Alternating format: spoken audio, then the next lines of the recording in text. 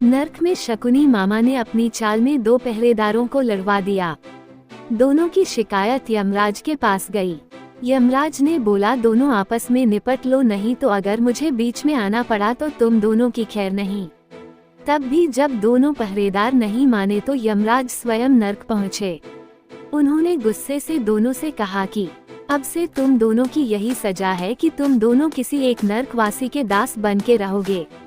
जिसे तुम अपना मालिक बनाना चाहो बोल दो। दोनों ने एक साथ शकुनी मामा का नाम लिया।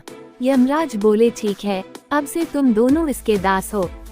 शकुनी मामा खुश हो गया कि अरे वाह, इस नर्क में भी मुझे 2-2 दास दिए जा रहे हैं।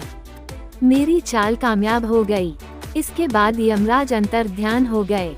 अब शकुनी मामा ने बोला कि अब से तुम दोनों मेरे दास हो, इसलिए अब से जो मैं कहूँगा वो तुम दोनों करोगे। नर्क में आदेश आया कि शकुनी को भेजा जाए। इस पूरे पहर उसके गरम तेल में तलने का समय हो गया है।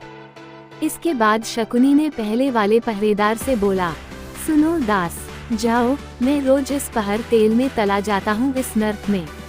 चूंकि यमराज तुम्हें मेरा दास बना के गए हैं, इसलिए मैं तुम्हें आदेश देता हूँ कि तुम मेरे बदले जाओ और आज तुम मेरे बदले खौलते तेल में बैठ जाओ जाके।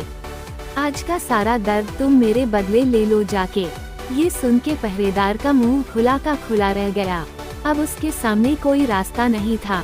उसे न चाहते हुए भी शकुनी की जगह जाना पड़ा और वो पहरेदार गुस्से से बड़बड़ाता हुआ चला गया और शकुनी आराम से वहीं जमीन में लेट गया और दूसरे पहरेदार से बोला, यार मेरे पैर दबाओ, मैं बहुत थका सा महसूस कर रहा हूँ। दूसरे पहरेदार ने सोचा, उस खौलते तेल में खौलने से बहुत अच्छा काम है ये। उसने तुरंत शकुनी के पैर पकड़ लिए और पूरे मन से पैर दबाने लगा। पहर बीत जाने के बाद पहला वाला पहरेदार कराहते हुए वापस आया और अपने पूरे शरीर को जमीन में रगड़ते हुए लेट गया।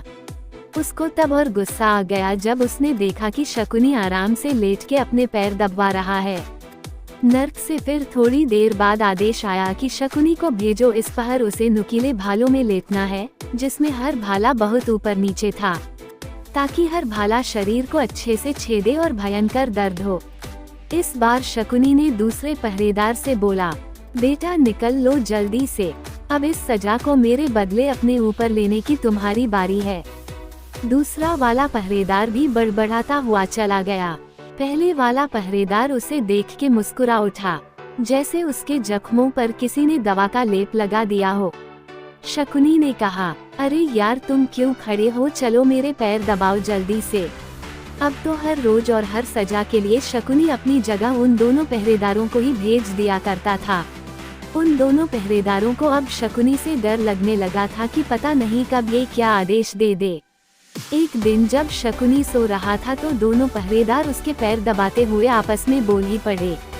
पहले वाले ने कहा, यार हम दोनों की लड़ाई का इसने कितना फायदा उठाया है, हम दोनों का हाल कितना बुरा हो गया है इसकी सजा काट काट के। दूसरे ने कहा, हाँ यार, ऐसा कुछ करो कि इस सजा से छुटकारा मिल जाए। उन दोनों ने चुपचाप अपने तीसरे दोस्त पहरेदार को यमराज के पास भेज के उनसे माफ करने के लिए आग्रह किया, लेकिन यमराज कुछ सुनने को तैयार नहीं थे। अब दोनों पहरेदारों को कुछ समझ में नहीं आ रहा था कि करे तो क्या करें।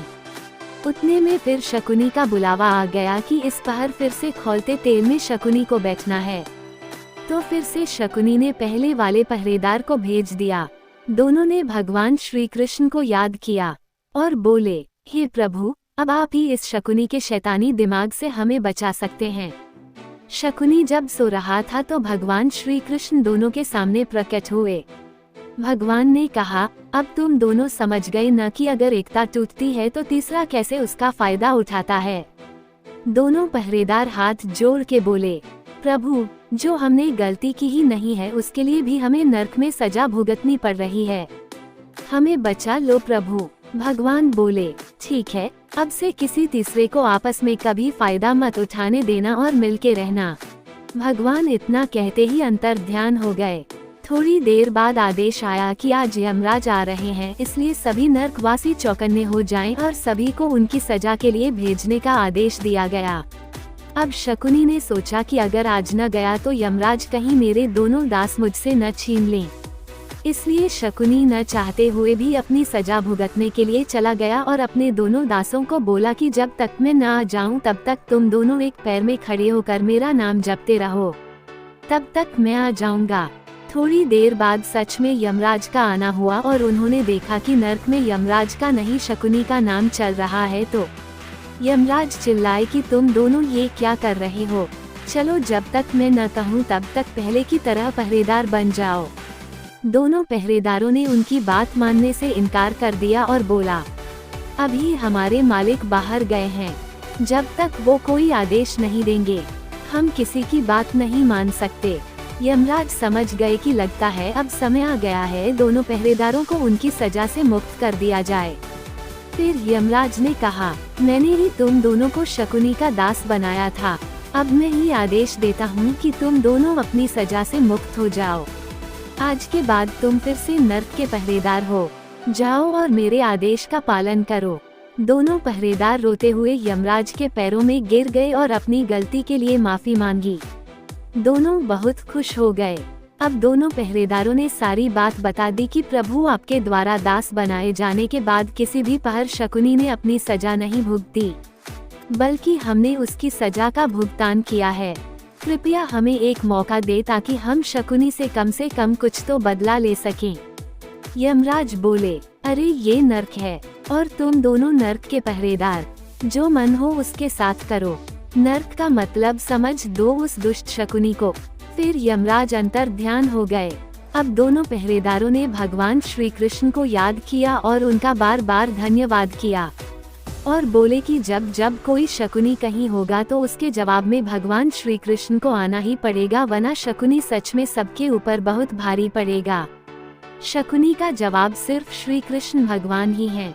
इसके बाद थोड़ी ही देर में कराहते हुए शकुनी भी आ गया और दोनों से बोला, आज बहुत दिनों बाद सजा के लिए गया था न, तो आज बहुत ज्यादा तकलीफ महसूस हुई है।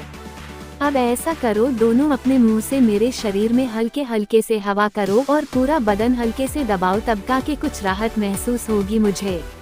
उसके बाद दोनों पहरेदारों ने अपना अपना गदा उठाया और उसे पटक के उसके ऊपर चढ़ गए और घंटों के हिसाब से उसकी पिटाई करते रहे। शकुनी चिल्लाता रहा लेकिन दोनों ने उसकी एक न सुनी। फिर जब दोनों पहरेदार थक गए तब दोनों ने शकुनी को सारी बात बताई और बोले, आज के बाद हम नहीं तुम हम दोनों के दास हो। शकुनी ने अपना मुंह छिपा लिया और घूम गया। फिर बोला, लो जितना मारना हो मारो मुझे, मेरी यही सजा है क्योंकि मेरा स्वभाव कभी नहीं बदल सकता, चाहे मुझे नर्क में रखो या उससे भी बड़े नर्क में।